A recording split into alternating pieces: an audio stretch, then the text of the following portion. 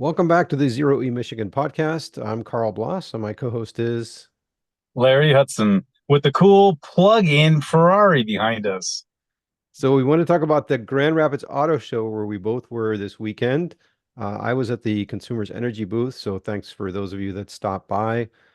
We both got to walk around a little bit, and we wanted to share some of our impressions.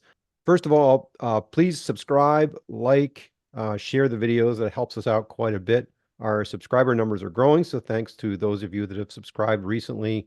But it really helps us out. It gets us out in front of a lot more audience according to the YouTube algorithm. We have some links in the description below if you want to support us, but no pressure on that.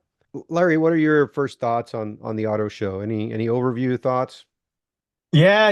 I really thought it was a great venue, the location. And I also wanted to give a shout out to Chad and Sarah, the Lightning channel. So I've been trying to watch, but I got to talk to Chad just for a minute and saw Sarah's videos of the show, and that's where this video or where the Ferrari's from, that it's plug-in. It is only 6 miles, but still, it's you're plugging in, you're getting off the grid, you're keeping your money in America. And when I plugged in my Bolt, that was exactly I was keeping my money in America. And I actually printed business cards. That's what green pilled me, was keeping my money in America. But I thought Ford, I was just really impressed with Ford. They had the Lightning, they got the Mach-E, just both beautiful vehicles. And now they have a plug-in Escape. And I think they got all that's perfect for people dipping their toes in the EV world. That's what the Volt did for me. It's like a great gateway drug, right? So to speak. And it just is really nice to have that flexibility. So I'm super happy Ford stepping up. I'm really disappointed in Chevy. They didn't even have anything there, but they came out with the Volt. They had it made. They should have put that into their Geo Tracker, whatever their uh, you know, just all their other cars, the S10, which I think is the Colorado now. If they would have done that, they would be leading this game. Unfortunately, they handed the baton to Ford, and Ford's running with it, right? They got the truck out already. I mean, they do. Chevy does have the Hummer. I think the Hummer's cool myself. I'm excited about, right? That's the test platform so that the big rigs will get batteries. They needed to have a big heavy duty truck, and I think people playing with the Hummer is going to help that happen. But that's it, right? They're dropped the ball in the Silverado. The Bolt is great performance, Bolt with the B, but man, that thing's ugly. I couldn't drive that thing. If you gave me one, I'd have to body swap it, or just sell it and take the money and go buy a Mach-E. But they are a great commuter car. I mean, if you want to Yeah, just, need a little commuter car, they're I've seen them out there like 15,000 bucks now at dealers, meaning you can get the $4,000 used EV tax credit. So you're basically looking at 10,000 bucks for one with a swap battery. So I think they are a good right. deal. Ugly or not, I Yeah, think that's I a think they're great. fine. They just look like a little hatchback. To me, they don't look much different than a Trax. So to me, it just blends in. Yeah, I'm definitely what on the fringe. Is that vanity that I struggle with, or I don't know what, but I I just got to have a cool looking car. Even jobs, if they try to make me drive a dumpy day cab, I'm quitting. Which happened the last job I was at. I was in a really cool old retro semi with the big hood and everything, and then he's like, "Hey, we lost the contract. I'm gonna put you in this day cab," and I was like, "I'm out." Literally, that was it. That was Well, my I got to last tell you, day.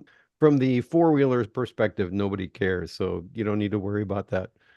So you covered a lot of good points. I'm going to look off to the side here because I made myself a list. First of all, I thought overall, I mean, it's a good venue. It was a fun space. But I thought there wasn't a really great showing of EVs. First of all, none of the non-dealer manufacturers are there. So Tesla, Rivian, Lucid, none of those, not even behind cordoned off areas. Not no show, but again, this is more of a dealer event, I believe. Like you said, GM basically nothing, Volkswagen nothing, Mercedes nothing. Yeah, Ford, I was surprised about the Escape Hybrid. I think that's a good, like you said, entry level vehicle. Kia, to me, the big highlight here was the EV9. So they had one behind the barrier, but they did have one that you could climb into and check it out. So that's the big three-row SUV with the eGMP platform. So that's the fast charging platform. So that one should be a good performer for people that want the 3 rows of seats. The EV6 was behind the barrier. Of course, that's nothing new, but nonetheless, it wasn't out there for people to check out. The Nero EV, which the body style has been changed since 2022. Again, behind a barrier, couldn't look at that one. They did have the hybrid out on the floor, so you could climb into that one and at least see the screens. But they didn't have the plug-in hybrid, so that was a little disappointing to me. And then to me, Hyundai was the bigger disappointment. So no Ioniq 5, and the car that I really had hoped to see at the show was the Ioniq 6, that new, relatively new sedan, which has super high range just because it's so efficient. Again, eGMP platform. I would have loved to check that out because it is very streamlined. So I think you're probably giving up a little bit in terms of storage space. So that's the kind of thing I wanted to poke around, and I wasn't able to do that because they just didn't have it there. Sharp Motors was there, so they represent BMW, Jaguar, Mini, the Mini Cooper. So there was an i5 BMW there. I did see some Audi e-trons that did have a Jaguar I-Pace. So, it wasn't a total wash in terms of EVs and plugins. I was personally was a little disappointed in the representation of plug-in vehicles. So I'm not sure if the dealers are just pulling back a little bit because there's been some, Mm. negativity around EVs, the whole Chicago thing, which I'll talk about in a minute.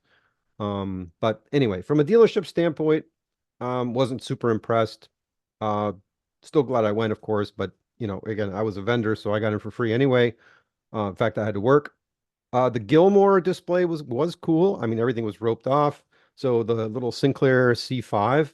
And what was neat is I got to talk to Jay from the Gilmore, and he told us a little bit about the story, which those of you that were around as teenagers or older in the 1980s, you might remember the Timex Sinclair, I believe it was ZX80 computer.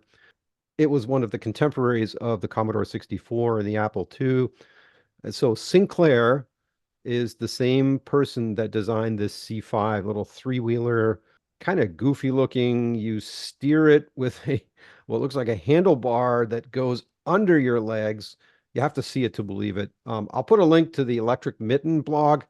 He did a whole expose on it. So Mr. Morin was there at the show, and we talked to him. He was kind of managing the whole Electric Avenue area. So he has a write-up on that. I'll put a link in the description in the show notes.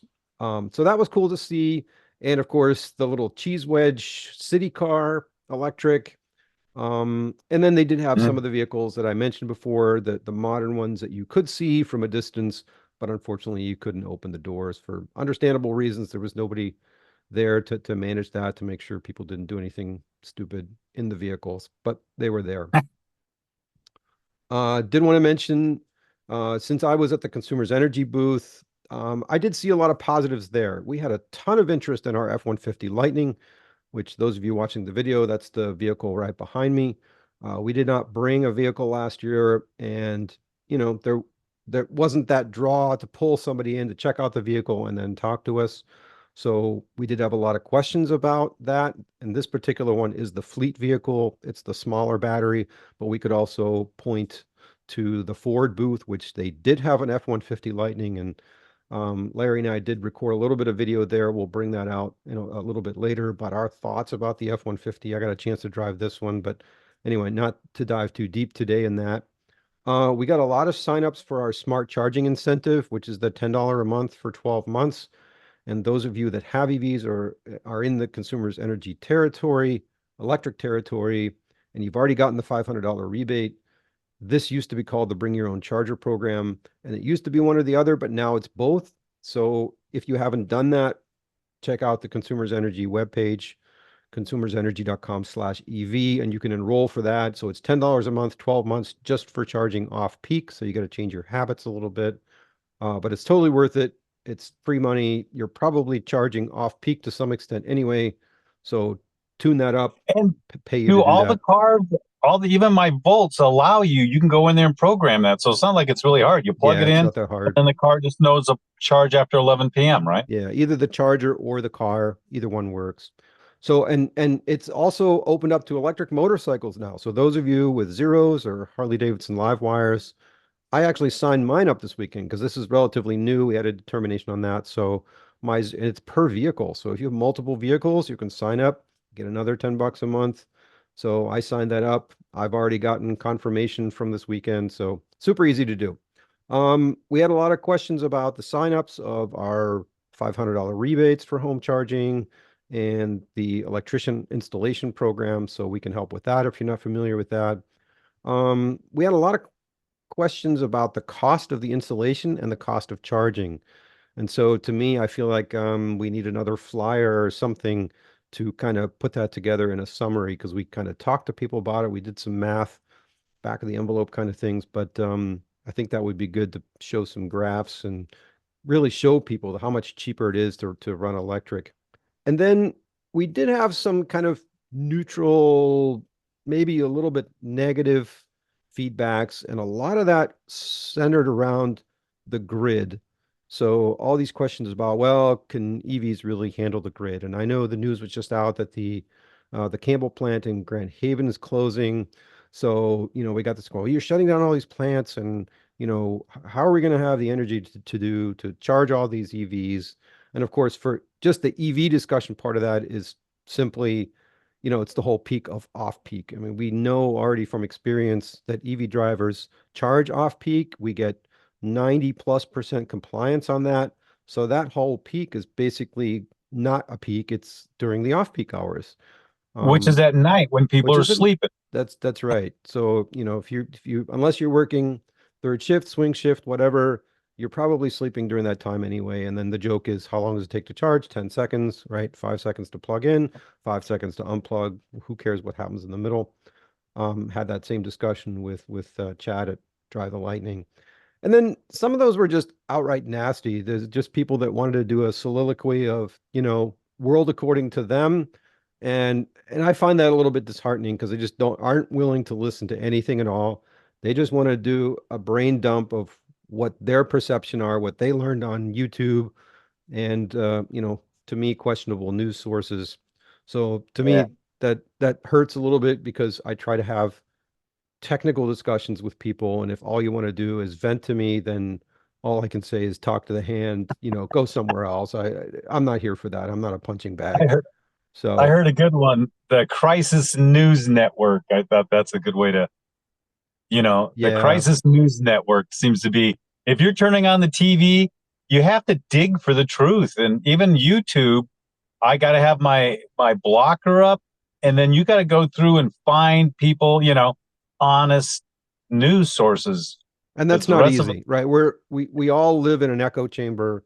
We get fed the stuff that um is interesting to us. So none of us are immune from that. So sometimes we have to go out and, I'm not a Fox News watcher, but I probably need to go look and see what is it they're saying. And then you go back to CNN. I also like to do foreign news sources. I speak German, so I like to go to Deutsche Welle, the DW, and they have an wow. English version of that just to see what's going on in Europe and what are the European perspectives. But anyway, that's a whole other rabbit hole. I don't think we want to That, go down today. that's a good point, though. I spent a year in Australia, and I couldn't believe how different the news was from Australia's perspective, and so I was like, Yeah. wow, I didn't know all that was going on in America. Yeah, yeah, it's very, very, shielded. So, and then the other big talking point was the cold, how it was affecting batteries. I'm sure by now we've all heard the issues in Chicago's with the Teslas, and we kept hearing this over and over. Well, we hear EVs don't do well in the cold. So we had to start explaining, okay, batteries are electrochemical processes. And when they're cold, they don't work as well. And then there's battery preheating. All the vehicles today have battery heating and cooling, To but you do the have to preheat supercharging, them. right? In order Well, to while do, supercharging, but it's during all charging. And of course, the easiest way to take care of that, if you have the luxury of a garage or a driveway or someplace that you can charge overnight, then you can do the preheating while you're still plugged in, while you're sleeping again. I think the big issues are for people that live in multifamily dwellings, the condos, the apartments. They don't have access to overnight charging. And then on top of that, we have a lot of people that are Uber drivers, Lyft drivers that rent or lease EVs, and a lot of them are clueless and through no fault of their own necessarily because they're not getting the instructions. I mean, I've run into my share Uh, of rideshare drivers at Tesla supercharger stations. Even in the summer, they don't even know where the charge port is. The battery management system has to warm up the battery before it can charge at a reasonable rate. Otherwise, it does damage to the battery, and that's all programmed in. So for you as the user, you plug in, and the first thing that happens is it charges very, very slowly. A lot of the energy is going towards heating the battery, so it takes longer. So then the next person can't charge. So then they fill up. And on top of that, I think they had some failures. So it was this perfect storm. The one thing that people don't talk about is, well, what about Norway? Norway has such a yes, high market penetration of electric vehicles, and that's not exactly a warm place. So they've learned to deal with it. And I think that's really the message that we tried to leave people with is if you know how to deal with it, if you can prepare, it's similar to driving a diesel and not putting it into a block heater where, your diesel yeah, gels up and it's just not going to start. So you have to do a little bit of prep work. And this is a new paradigm. And that's why, people like you and me and consumers and others are out there trying to educate people on how this works. exactly. Right. So in the end, it was more about the loose nut behind the wheel than it was Yeah. the cars, right? Yeah. Again, if you don't know how to deal with it, no fault of theirs. And then, you're trying to get to work, you're trying to give people rides to the airport and you can't do it and you're super frustrated. And it's just the news got hold of this and it just got parroted over and over and over again. It just, to me, became a little bit frustrating to hear the same story over and over again. Larry, what do you think you would like to see at a future car show? What are some things that you thought that maybe they could have done better, or what are more I, interesting things that you would want to see at a car show? I was wondering because I was so surprised. Again, Chad and Sarah just rocked it. She was out interviewing people. Chad was over interviewing you. Unfortunately, I walked away just before he got there and just was having fun over at the kids at the college, right? So they had their solar car there, and then they had like these four-wheeler things. And so one was they have competitions for the engineering students, and one was like a Baja version, one was like a Formula version, but they all were using motorcycle engines. He says, we've been trying to go electric, and the guys, the bigger college have more money, more support, had their electric last year and kicked their butt and all of them. And so he's trying his hardest to make sure they get an electric version of the Formula and Baja. So, anyways, I was over there probably an hour. We are just geeking out on everything, but I missed out on it. But again, Chad and Cher did a good job. So, Yeah, and we have the links to their videos in the description below. One other thing I noticed is that the dealers and salespeople still don't know their products in terms of the plugin. So I got to pick on Cadillac a little bit. They had the Lyric out there, which they have different trims of that with different levels of level 2 charging. They had one with 11.5 and 19.2. And one of the factoids they had on their display was that the car added, I'm probably getting this wrong, 89 miles of range in 10 minutes added on a DC fast charger. So I asked the lady, well, what's the like 20 to 80% charge time or 10 to 80? And you could see immediately she was totally flustered, right? She's like, well, it kind of depends on the charger. And I mean, she's not wrong in that sense, right? But that's kind of a big answer. Like if you go on a charge point 60 kilowatt charger, that's different. But the answer I was expecting was, okay, well, if you go on a Electrify America or similar 350 kW charger, here's the approximate charge curve under optimal conditions, right? Like Kia and Hyundai say for their EGMP platform, what is it? 10 to 80% in 18 minutes, I think, if I remember correctly. But anyway, so you get a ballpark, right? So for the Lyric, I didn't get an answer. I mean, I didn't necessarily expect her to say, well, the peak charging rate is 300 or something. And I can look it up, but the fact that she didn't know it, right? And it's the same thing. I went to the Ford booth and I asked them, what's the horsepower and the torque ratings of the F-150 Lightning? Before I know it, I had three salespeople standing around me Googling on their phone, right? It's like, well, I can do So that. they Come were on, trying at least. right? And I, I get it. You I'm not can't even know sure I everything. would know how to. I wouldn't know how to ask that. What you're saying, I get it. You know that 10 to 80%. That's the sweet spot. But yeah, I But don't know. I think being a little critical there, but but that defines your road trip, right? I mean, that's the difference between a Chevy Bolt charging at 50 kW max and, it takes 45 minutes to do or an hour to do a charge from 20 to 80% versus uh, 18 minutes, right? That's a huge and that's difference. something important for people to learn because they could go And buy that. they buy that That vehicle and then they're disappointed. We had this with the early Leafs yeah, where the salespeople would tell them, yeah. oh, it'll go about 100 miles, right? Hop up on the I highway and agree. they get 60 and they're like, wait a minute, I can't even do a round trip to my workplace.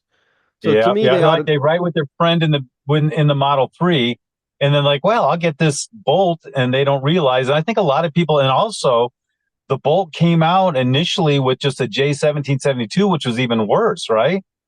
And then it had the DC fast charge option, but that wasn't so you could go buy a Bolt.